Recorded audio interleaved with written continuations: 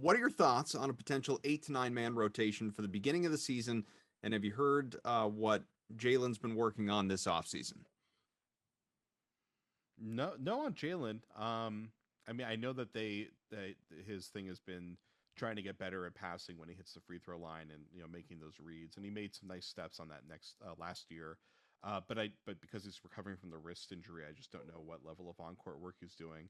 And I've been unplugged from that stuff for the last month or so, so I got to plug back in on that a little bit more. As far as 8 to 9 man rotation, I mean, it's definitely a 9 to 10 man rotation for the regular season, Yeah. and that's going to be so the six guys we talked about between Richardson and Horford and the starters, Schroeder for sure. Who am I forgetting? I think at least Pritchard will probably almost always be in that rotation, and then one of Langford and Neesmith, and then we're going to see Grant Williams and Ennis Cantor work their way into the rotation pretty often. Wancho, I don't think he's quite a regular. Honestly, it just like he's too he can just be pushed around too easily. His shot's a little too erratic.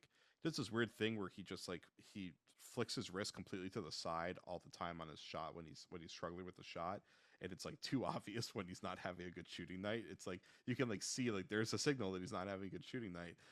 And so as much as I really liked him as a prospect for years, I've been waiting for him to put it all together. I just haven't really seen it yet.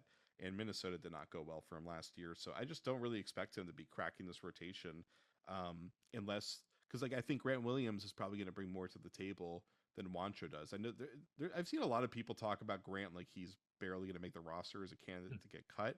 I definitely have not gotten that indication, and I think he's been pretty solid for his first couple seasons when he's been on the floor. Like I think he's continuing to progress, and we'll see. I mean, if he's not like a good shooter and he's able if he can't put the ball on the floor without turning it over, then obviously that's going to be an issue, and he's not going to crack the rotation if that's the case. And if he's still getting called for fouls constantly, that's also going to be an issue. But I think year three, the refs are probably going to start letting him play with more physicality, because I did feel like a lot of the time the calls he was getting was that he would bump a guy with his chest while sliding with them into the lane, which you're supposed to be allowed to do, and they would still call him for a foul. So I feel like Grant is just going to benefit more than anybody from just getting a little bit more veteran treatment. So yeah, I mean, there's like 9 guys that I feel like are, and it's a big question between Langford and Neesmith of which one each night gets in. But it's like there should be 9 guys that like seem like they're pretty clearly in their own, like they're on that dividing line of like clearly in the rotation, and everybody else it's like kind of a mix and match on a nightly basis.